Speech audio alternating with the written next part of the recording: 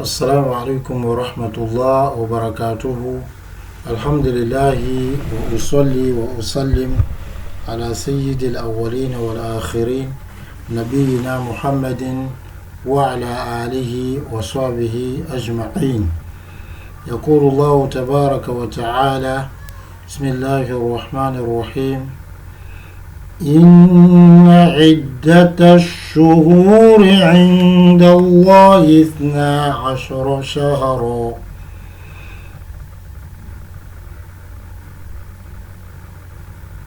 إن عدة الشهور عند الله 12 شهرا يوم خلق السماوات والأرض منها 4 حرم إلى آخر الآية. الحمد لله وأصلي وأسلم على سيد الأولين والآخرين نبينا محمد وعلى آله وصحبه أجمعين. Chers frères et sœurs, nous louons Allah subhanahu wa ta'ala.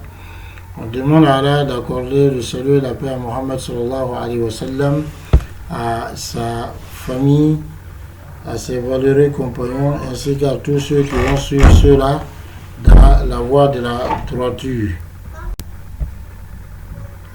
Alhamdulillah, ainsi qu'à tous ceux qui vont suivre ceux-là dans la voie de la droiture, jusqu'au jour où ni aucun bien, ni autre chose ne va, ni aucun bien, ni aucun enfant, ni rien ne va profiter à qui que ce soit, sauf celui qui viendra à Allah subhanahu wa ta'ala avec un cœur pur et purifié.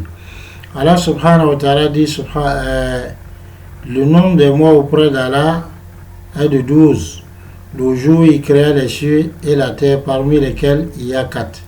Les 4 mois sacrés, Rasul sallallahu alayhi wa sallam nous a informé et ce que ces 4 mois-là sont 3 qui se suivent et un seul qui est isolé. Un seul qui est isolé. Alors, les 3 qui se suivent, c'est Zulqa'da, Zulhijja et Muharram. Et le seul qui est isolé, c'est le mois de Rajab. Et donc, nous allons bientôt, Inch'Allah, peut-être si Allah veut à partir de demain, rentrer dans le mois de Zulhijja, qui est le mois dans lequel les actions, toutes les actions du Hajj se font. La plupart donc des actions du Hajj se font, pour ne pas dire toutes les actions. C'est-à-dire à partir du moment où on a pris le Ihram, les autres actions comme Arafat, comme le fait après de raser la tête ou d'immoler ou bien, voilà, tout ça, ça se fait dans ce mois et c'est le mois de la grande fête.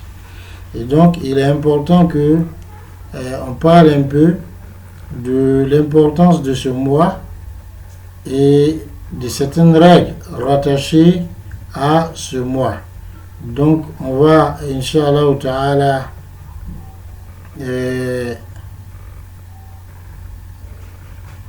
on va Inch'Allah ta'ala donc parler un peu donc de Inch'Allah ce mois de Zulhijja dans les détails, les mérites qui y sont rattachés et Mashallah les règles qui y sont rattachées aussi. Et Inch'Allah ta'ala, on va détailler ces règles-là sous forme de questions-réponses car on accorde la bonne compréhension. Premièrement, en fait, la chose est simple. Normalement, on doit aborder un certain nombre de points jusqu'à 12 points. Le premier point, c'est ce qui est lié au mois de Zulhijja, le mois de la grande fête. Le deuxième point, c'est ce qui est lié à Eid al-Adha, c'est-à-dire la grande fête ou la fête du sacrifice. Le troisième point, c'est ma'lumatun 'ama 'an al-udhiyya, c'est-à-dire des connaissances générales sur le sacrifice, la bête à immoler. Quatrième point, ahkamun fiqhiyya 'an al-udhiyya, c'est-à-dire des règles de jurisprudence rattachées à l'immolation de la bête. Cinquième point, ma yata'allaqu bil mudahi wal mubashir lin nahar, c'est-à-dire ce qui est lié à celui donc qui immole la bête et à celui ma yata'allaq bil mudha, donc ce qui est lié à la bête elle-même qu'on doit immoler, wal mubashir lin nahar, et les règles qui sont liées ou qui concernent donc celui qui va immoler la bête.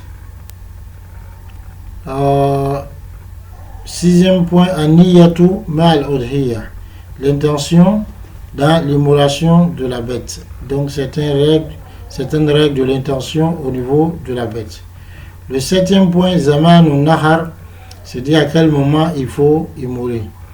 Le huitième point, makanun nahar, où est-ce qu'il faut immoler. Le neuvième point, at-tawkilu fi nahar, c'est-à-dire donner cutus à quelqu'un pour immoler pour soi. Donc, comme confier l'immolation de sa bête à quelqu'un.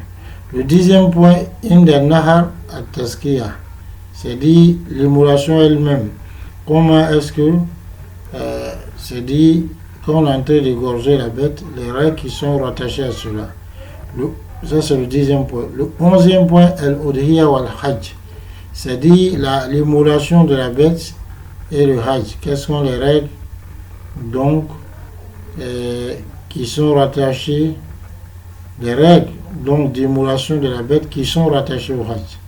Le douzième point, c'est tawzi' al-laham, comment partager et distribuer la viande de la bête, car elle nous accorde la bonne compréhension. Ceci n'était qu'une introduction. Inch'Allah ta'ala, dans les cours à venir, on va détailler plus. Assalamu alaikum wa rahmatullah.